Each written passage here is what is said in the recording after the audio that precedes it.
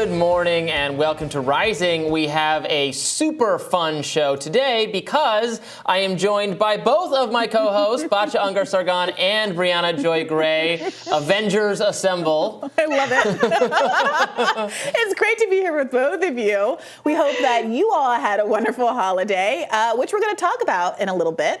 A survey of 2,000 Americans traveling to visit family for the holidays found that it only took 3 hours and 54 minutes to need a break from their family. The survey found that 95% of people think it's important to spend the holidays with family, but 2 in 5 admit it can be a stressful experience. Batya, which side of that poll are you on?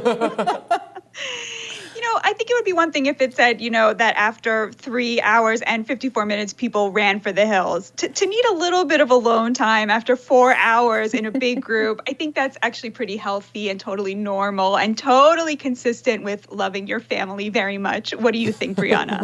I think that's right. I don't think that they have these studies about when you're doing homework or studying or working that you can't have a sustained period of focus and that you should really take breaks every 50 minutes or so, but that 4 hours is basically the maximum you can be productive over the course of a workday when they actually track people's actual performance. And I think that has to go for family engagement as well, which frankly can be more demanding than what you encounter in the workplace. Okay, but everybody nowadays is just like has their phone open, and even when they're with people, when you're with family and friends, but you're texting, you're in a bunch of threads and various places with all the people who are not in the room currently. It's like you spend. This is a common social occurrence now, is to be spending more. I don't do this. I try to put my phone away when I'm engaging in conversation with people because I think it's very rude. But people act like it's more important to talk to people who aren't there than when you're actually with people, you're talking to them, and it's totally backwards. So that's a break from the people around you that people feel free to take all the time. Well, that's the thing. That's the dose of relief that you're giving yourself so that you can sustain the family experience. And here's what I'll say. I think that what is helpful to me and my experience is to have a lot of games to play. Yes. And have a lot of movies to watch. All the games. Because those kinds of passive experiences where you don't have to actually be engaging in conversation and answering questions about the person that you're dating or your job or whatever stressful thing is in your life. End of evening movie is fine. I don't want movies on during the day because I do want to interact with my maybe Robby's just more of a social butterfly than I am. I want to play video games with my nephews. That's the main thing. And my brother. Batya, do you have any techniques to catch a break or distract yourself from having to do that kind of intense one-on-one interrogation that can happen with folks you haven't seen in a while?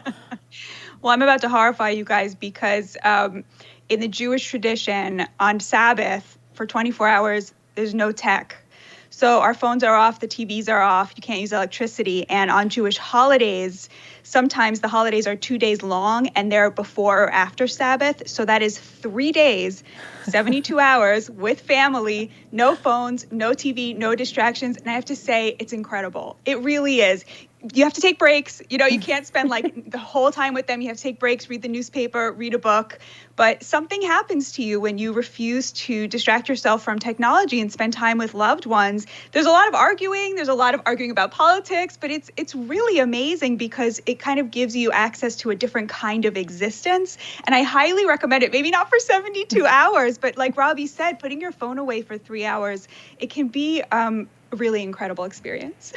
On Labor Day, we went to the Lego store and bought one of those 2,000 plus piece adult Lego puzzles and were able to put that together while we sat around the dining room table and talked. And that was, again, I think just enough of a distraction to keep us all very civil to each other and not feel like you had to fill empty spaces with random prattle. You could be like, can you just sort the yellows Puzzles for me? are good. We have puzzles Puzzles out. are big at our house too.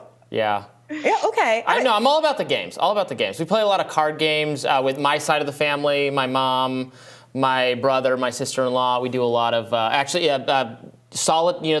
you ever played the solitaire version where everybody has a deck of cards, so everybody's playing solitaire, but then the pile in the middle, where you're putting ace, 2, 3, that you can play on anyone's. It's super fun. It's so fun. I'm intrigued by that. And so it's speed because you're trying to get out as many cards as possible, and you can do you have to watch for someone to. It's so, super Robby, fun. let me ask you this, because before Thanksgiving, we had a back and forth off stage about whether or not it was more important to go home for Thanksgiving or Christmas. And I felt like Thanksgiving is the holiday that absolutely I'm going to be around family. And you were like, no, sometimes you can do Friendsgiving, you can spend it elsewhere. But Christmas, or Christmas, we're pretty obligated to return to Michigan, visit my wife's family, my family, because we both come from a Catholic upbringing, maybe. That's why Christmas is definitely the big holiday, and it's a gauntlet for us because we have a lot of family and friends. She's one of 5. We have 1 million nieces and nephews. We have